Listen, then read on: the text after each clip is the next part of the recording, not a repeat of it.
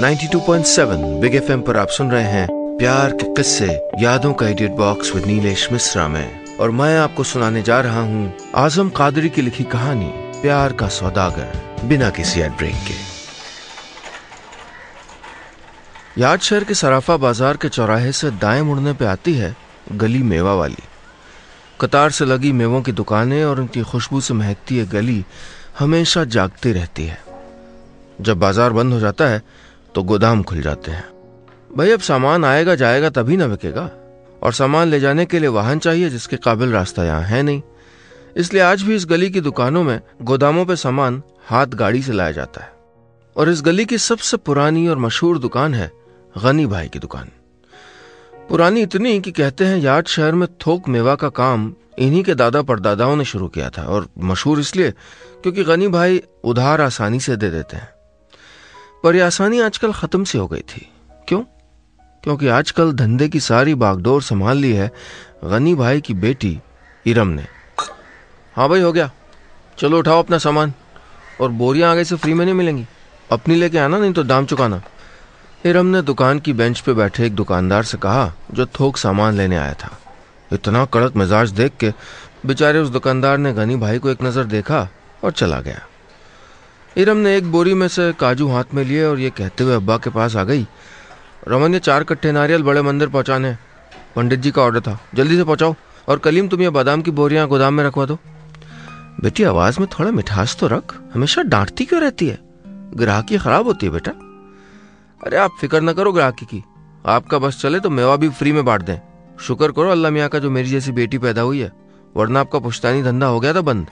ये हट कलीम, डंडा ला, ये गधा किशमिश की बोरी में मुंह मार रहा है। चिल्लाते हुए इरम फिर से व्यस्त हो गई। दुकान की गद्दी पे बैठे गनी मियाँ ने हाथ ऊपर उठाकर दुआ मांगते हुए कहा, या अल्लाह ऐसी बेटी सबको दे, या अल्लाह मेरी इरम की सारी ख्वाहिशों को पूरा कर। बाजार के शोर शराबे में की गई दुआ खुदा के अलावा कोई और नहीं सुन पाया था। गनी मियाँ को बहुत नाज था अपनी बेटी पे। पढ़ाई पूरी करने के बाद इरम ने नौकरी करने के बजाय अपने अब्बू के बिजनेस को ही आगे बढ़ाने का फैसला किया था। आज बाजार में काफी गहमा गहमी थी। मामूली सा कुर्ता पजामा पहने एक नौजवान कई दुकानों के चक्कर काटता फिर रहा था। शोर में उसकी आवाज सुनाई तो नहीं दे रही थी, लेकिन देखने से लग रहा था कि बहुत परेशान है। उस नौजवान ने एक दुकान पे आके कहा, भाई थोड़ा सा सामान चाहिए, उधार मिलेगा क्या? उधार लेना है तो गनी चाचा की दुकान पे जाओ, आ जाते हैं सुबह से। हाँ। उस नौजवान को सामान तो उधार नहीं मिला, पर एक उम्मीद मिल गई थी, गनी चाचा के नाम की उम्मीद। आप सुन रहे हैं प्यार के किस्से यादों का edit box with Nilesh Mishra में, सिर्फ 92.7 बिग एफएम पर। उम्मीद पे तो सब कुछ कायम है। उम्मीद ही तो वो सहारा है जिसकी डोर थामे इंसान ने इतना लंबा सफर तय किया है। आज इसी उम्मीद की डोर थामे वो नौजवान गनी चाचा की दुकान का पता पूछ रहा था। भाई ये गनी चाचा की दुकान कहाँ है? जिन जनाब से सवाल पूछा था उन्होंने उस नौजवान पे एक नजर ऊपर से नीचे तक डाली, फिर पान की पीक से सड़क पे छिड़काव करते हुए कहा, क्या काम है जी? कुछ सौदा चाहिए? अरे तो हमारी दुकान पर चलिए, जो चाहे मिल जाएगा। नौजवान ने थोड़ी शर्म से कहा, जी वो सामान उधार चाहिए। पान चबाने वाले भाई साहब का मुंह सिकुड़ गया। बोले, जी यहां से दाएं जाइए। जी। उस नौजवान ने पूछा। पान वाले साहब ने बड़े आराम से जवाब दिया, हाँ जी दाएं तरफ वो जो भीड़ है ना, वही है गनी चाचा की दुकान। सामने आए हुए खतरे को कौन नहीं टालेगा। खैर वो नौजवान बिना सोचे समझे दिख रही भीड़ की तरफ बढ़ गया। दुकान के सामने पहुंच के कहा, जी गनी चाचा की दुकान यही है? हाँ बोलो। गनी चाचा ने उस नौजवान की तरफ देख के कहा। वो नौजवान गनी चाचा के थोड़े पास आ गया। बोला, जनाब मुझे कुछ सौदा उधार मिल जाएगा, 1-2 दिन में पैसे वापस कर दूंगा। कहाँ से हो? यहाँ के तो नहीं लगते। जी गुलफाम नाम है मेरा, मैं कश्मीर से हूँ, बड़ी मुसीबत में हूँ और कोई काम तो मुझको आता नहीं। ड्राई फ्रूट का काम अब्बा के साथ किया करता था, वो कर सकता हूँ, इसलिए यहाँ चला आया। गनी चाचा ने नजरें घुमा के पहले ही देख लिया था, इरम नहीं थी। उन्होंने गुलफाम को अपने पास बिठा लिया और कलीम को 1 कप चाय के लिए भेज दिया। चाय पीने के बाद गुलफाम ने जब थोड़ी राहत महसूस की तो गनी चाचा ने उससे कहा, बिना जान पहचान के तुम उधार कैसे मांग रहे थे बाजार में? बेटा आजकल कोई तसल्ली भी उधार नहीं देता, सामान कैसे दे देगा, वो भी बिना जान पहचान के। गुलफाम ने कोई जवाब नहीं दिया, पर बातों से इतना जरूर पता चल गया था कि दंगे फसाद की आग में झुलसे गुलफाम की पूरी फैमिली तितर बितर हो गई थी। और पिछले महीने घर से निकला गुलफाम काम की तलाश में यहां से वहां मारा मारा फिर रहा है। बातचीत चल ही रही थी कि गनी चाचा ने इरम को बहुत तेज कदमों से आते देखा। पीछे कलीम था, शायद कलीम ने सब कुछ बता दिया था। चचा कुछ कह पाते इससे पहले इरम ने गुलफाम की तरफ देखा और कहा, अरे हमारी दुकान मिली तुमको उधारी के लिए, कुछ नहीं मिलेगा, जाओ यहां से। गुलफाम का चेहरा लाल हो गया, एक बेचारगी की लकीर उसके चेहरे पे उतर आई। वो उठा और उठ के चलने लगा। आप सुन रहे हैं प्यार के किस्से यादों का edit box with Nilesh Mishra में, सिर्फ 92.7 बिग एफएम पर। अभी गुलफाम उठ के थोड़ी दूर ही निकला होगा कि कलीम भागता हुआ उसके पीछे लपका। सुनिए सुनिए, ए भाई, ए सफेद कुर्ते वाले भाई। गुलफाम ने कोई आवाज नहीं सुनी, वो चुपचाप आगे चला जा रहा था। कलीम ने दौड़ के उसको रोका, हाँफते हुए कहा, अरे भाई अजीब आदमी हो, चिल्ला चिल्ला के मैंने बाजार जगा दिया और तुम ही हो कि कानों में रुई ठूस से चले जा रहे हो। मेम साहब ने बुलाया आपको। हल्की सी मुस्कान लिए गुलफाम इरम के सामने खड़ा था। गनी चाचा के चेहरे को देख के कोई भी बता सकता था कि अभी अभी इरम की डांट पड़ी है। इरम ने गुलफाम से कहा, कहां बेचोगे सौदा? जहां बिक जाए। ठीक है, ये एक बोरी बादाम थोड़े से मसौंदे हो गए, नम गए, इनसे तुम्हारा काम चलता हो तो देख लो। गुलफाम ने आगे बढ़ के बादाम की उस छोटी सी बोरी में से बादाम उठा के मुट्ठी में भर लिए। उनको गौर से देखते हुए कहा, मैडम जी दुकान की छत पे जगह है क्या? गुलफाम अपनी बात को पूरा कर पाता कि इरम ने टोका, धूप हम कई बार लगा चुके हैं, इनकी नमी नहीं जाएगी। खाली धूप से बादाम नहीं खिलता है मेम साहब, ऊपर जाने का रास्ता किधर से? इतना कह के गुलफाम कलीम के पीछे पीछे छत पे चला गया। उसने छत पे पड़ी झाड़ू से छत साफ की, एक चादर बिछा के बादाम की बोरी चादर पे उलट दी। बेरंग से बादाम बिखर गए थे। उसने अपने कुर्ते की आस्तीन ऊपर की और बादाम के ढेर को फैलाने लगा। कलीम नीचे चला आया और इरम इस नौजवान को यानी गुलफाम को देखने जीने पे आ गई। अपने काम में मस्त गुलफाम को पता ही नहीं चला कि कोई उसको देख रहा है। बादामों पर जमाई नमी का काला सा रंग गुलफाम के गोरे हाथों पर चढ़ता जा रहा था। उसने कुर्ते के 2 बटन खोले और कॉलर से पकड़ के कुर्ता उतार दिया। कितना ध्यान दिया था गुलफाम ने कि कुर्ते को सिर्फ 2 उंगलियां ही छुएं, नहीं तो कुर्ता ज्यादा गंदा हो जाता। उसने कुर्ते को दीवार पे निकली एक कील पे टांग दिया और वापस आकर फिर से काम करने लग गया। उसका शरीर धूप लगने से लाल हो रहा था और ऐसा लग रहा था कि वो रंग उसके हाथों से होता हुआ बादामों पर चढ़ने लगा हो। बेरंग से पड़े बादाम अपनी रंगत में आने लगे। इरम गुलफाम को देखने में मशगूल हो गई थी। चादर के चारों तरफ घूमते हुए जब गुलफाम दूसरी तरफ पहुंचा तो उसको जीने में छिपी इरम का चेहरा नजर आ गया, ठीक वैसे जैसे आधा चांद दिख रहा हो। आप सुन रहे हैं प्यार के किस्से यादों का edit box with Nilesh Mishra में, सिर्फ 92.7 बिग एफएम पर। जीने पर खड़ी इरम ऊपर आ गई। गुलफाम ने लपक के दीवार पर टंगा हुआ अपना कुर्ता उठा लिया और ऐसे ही अपने ऊपर डाल दिया। जी वो गंदा हो जाता इसलिए कुर्ता उतार दिया था, एक ही है मेरे पास। इरम की नजरें गुलफाम से हट के बादामों पे चली गईं। उसने आगे बढ़कर उन बादामों को उठाया और कहा, ये कैसे किया तुमने?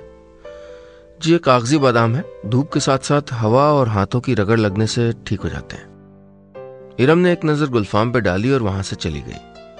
थोड़ी देर में गुलफाम भी नीचे आ गया। गुलफाम ने गनी चाचा की ओर मुखातिब होकर कहा, कुछ अखबार मिल जाते तो। उंगली पकड़ के पहुंचा मत पकड़ो, फ्री के नहीं आते अखबार। इरम के इस तल्ख जवाब को सुन के गुलफाम ने बहुत आराम से कहा, जी माफ कीजिए और भरोसा करने के लिए बहुत बहुत शुक्रिया। चला गया था गुलफाम। उसके जाने के बाद इरम का मन उलझ सा रहा था कि क्यों उसने उस बेचारे का मन दुखा दिया। बादाम तो दे ही दिए थे, फिर थोड़े से अखबार भी दे देती तो क्या हो जाता। ये इरम के अंदर का दिल कह रहा था जिसमें खूबसूरत सी लड़की थी, वो दिमाग नहीं जो मालकिन बन के रौब दिखाती रहती है। जब से गुलफाम आया था इरम के दिल और दिमाग में एक झगड़ा सा शुरू हो गया था। या यूं कहो कि गुलफाम को देख के इरम का मुर्दा पड़ा दिल, एहसासों से भरा दिल, एक बेबाक लड़की का दिल जाग गया था। आज दिन भर कुछ खोई खोई सी रही इरम।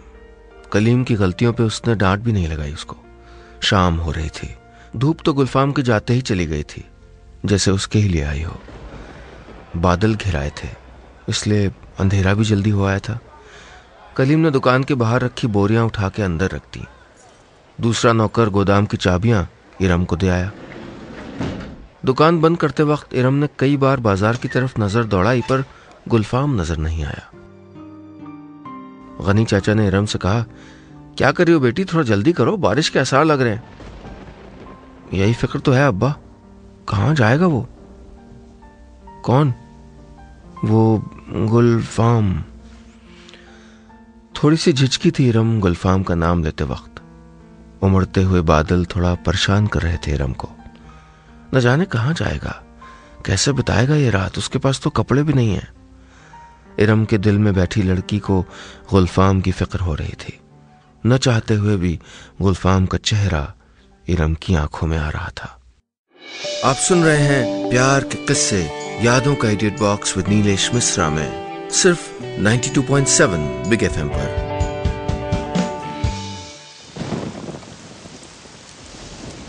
उस रात बहुत तेज बारिश हुई। जितनी बार बिजली कड़कती, भीगते हुए गुलफाम की तस्वीर इरम के सामने आ जाती। सारी रात वो ठीक से नहीं सो पाई। सुबह उठ के जल्दी से तैयार हो गई तो गनी चाचा ने पूछा भी, इतनी जल्दी क्यों जा रही हो बेटी, आज तो कोई माल भी नहीं आना है। अरे अब्बा, जाके देखती हूँ कहीं रोशनदान से पानी तो नहीं आया। चिलगोजे और खुबानियां ऐसी रखी थी खुली हुई। जल्दी जाने की वजह तो कुछ और ही थी, पर पिछली रात की बरसात ने बहाना दे दिया था। पानी बंद हुए कई घंटे बीत चुके थे, पर नालियों से पानी की कल कल की आवाज साफ सुनाई दे रही थी। इरम ने दुकान पे पहुंच के मुआयना किया, सब कुछ ठीक था। हाँ, हल्की सी सीलन जरूर आ गई थी। थोड़ी देर में गनी चाचा भी आ गए। धूप के साथ साथ बाजार भी चढ़ने लगा। ग्राहकों से मोलभाव करने वाली इरम ने आज किसी से कोई खास बहस नहीं की। क्या बिटिया, कम से कम ये अखरोट तो पुराने रेट पे लगाओ ना, वैसे भी कम ही बिकते हैं, पूजा वगैरह के लिए रखने तो पड़ेंगे। छोटे दुकानदार गिरधारी लाल ने इरम से कहा। इरम बहुत ज्यादा खींची भी नहीं और बोली, ठीक है, पर आगे से नए रेट पे सौदा मिलेगा। पल पल में रेट चेंज हो रहे हैं तो हम क्या करें। सेठ जी तुरंत सामान उठा के रफू चक्कर हो गए। कहीं इरम का मूड पलट गया तो गड़बड़ हो जाएगा। इरम के परेशान चेहरे को देख के गनी चाचा उसकी परेशानी समझ गए थे। उन्होंने कहा, बेटी परेशान मत हो, आ जाएगा वो, निकल के आओगे कहीं। इरम ने कहा, मैं कौन सा परेशान होने लगी, कौन सा रिश्तेदार लगता है मेरा, मुझे तो अपने पैसों की फिक्र है, कुछ गिरवी रखवा लेती तो ठीक था। अरे था ही क्या बेचारे के पास गिरवी रखने के लिए, गनी चाचा ने जवाब दिया। इरम भी जानती थी कि उसके पास था ही क्या जो वो इरम को दे पाता, और सच ये भी था कि इरम को पैसों की नहीं गुलफाम की फिक्र हो रही थी। कोई न कोई रिश्ता तो जरूर बन गया था इस नौजवान से। इरम ने अपने अब्बा से कहा, अब्बा आपको तो बहुत तजुर्बा है, लड़का है वो, मजबूर है बेटी। नहीं, मेरा मतलब है कि देखने से तो किसी अच्छे खानदान का लगता है ना। अब्बा ना भी कहते तो क्या इरम मानती। वो बस अपने मन की बात अब्बा के मुंह से सुनना चाहती थी। थोड़ी देर बाद इरम ने फिर पूछा, क्या पता भाग गया हो, एक बोरी बादाम की कीमत कम थोड़े होती है। अब्बा ने तो कोई जवाब नहीं दिया, पर कलीम बोल पड़ा, अब वापस नहीं आएगा, इतना बेवकूफ थोड़ी है, पैसे खड़े करके निकल गया होगा कहीं। इरम ने गुस्से में कहा, अच्छा तुझे सब पता है, अगर वापस आ गया ना तो तेरी छुट्टी, तेरे जैसे नहीं होते सब। बिना बात के पड़ गई डांट से कलीम चुप हो गया। उसको क्या पता था कि इरम मैडम का दिमाग नहीं, आज दिल काम कर रहा है। दिन भर इरम की नजरें इंतजार में बैठी रहीं, पर वो नहीं आया जिसका इंतजार इरम कर रही थी। आप सुन रहे हैं प्यार के किस्से, यादों का edit box with Nilesh Mishra में, सिर्फ 92.7 बिग एफएम पर। आज रात भी कल की जितनी बारिश हुई। इरम ने अपने आप को इतना कोसा कि जाते वक्त गुलफाम का दिल दुखा दिया था उसने। आज से पहले ऐसा कभी नहीं हुआ था। कोई टाइम पे उधारी न चुकाए तो इरम के गुस्से का सामना तो उसको करना ही पड़ता, और आगे से उधारी देना भी बंद हो जाती। पर क्या वो गुलफाम के साथ भी ऐसा ही करेगी? जवाब उसके दिल में बैठी लड़की ने दे दिया था, नहीं। और जब दिल की बातें दिमाग से जीत जाती हैं तो प्यार के बीज पनपने लगते हैं।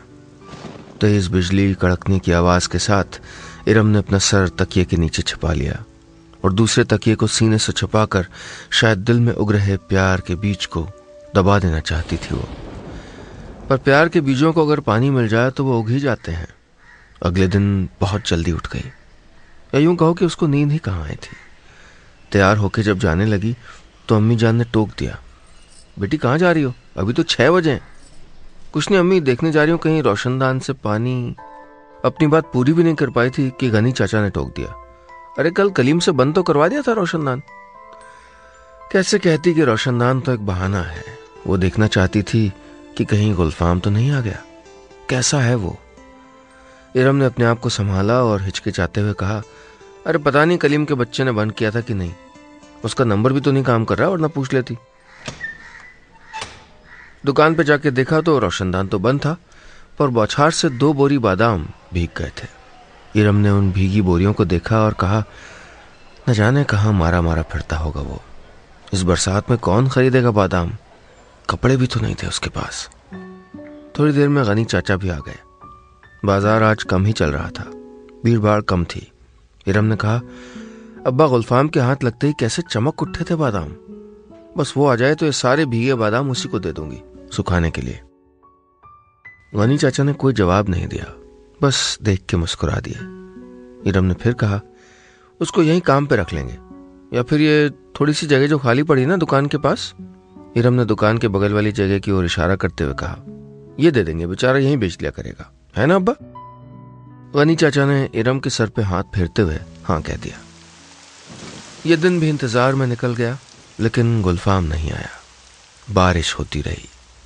इरम की आंखें भी नम थीं। 4 दिन और गुजर गए इंतजार करते करते। एक दिन दोपहर में जब इरम दुकान के अंदर थी तो उसे गुलफाम की आवाज सुनाई दी। वो गनी चाचा से कह रहा था, आपका बहुत बहुत शुक्रिया, बारिश की वजह से नहीं आ पाया, ये रहे आपके पैसे। इतना मुनाफा मिल गया कि मैं वापस घर पहुंच जाऊंगा। इरम की आंखों में आंसू आ गए, तेजी से बाहर आई। बोलना तो चाह रही थी कि ऐसे कैसे जा सकते हो तुम, नहीं तुम नहीं जा सकते, पर कह नहीं पाई। मुंह से कुछ और निकल गया। गुलफाम 2 बोरी बादाम गीले हो गए हैं, सुखा दोगे? फिर चले जाना। गुलफाम मुस्कुराते हुए बादाम की बोरी लेके छत पे चला गया और इरम को लग रहा था कि पानी डाल के दुकान के, बाजार के, सारे शहर के बादामों को भिगो दे ताकि गुलफाम कभी न जाए। बस इतनी सी थी ये कहानी।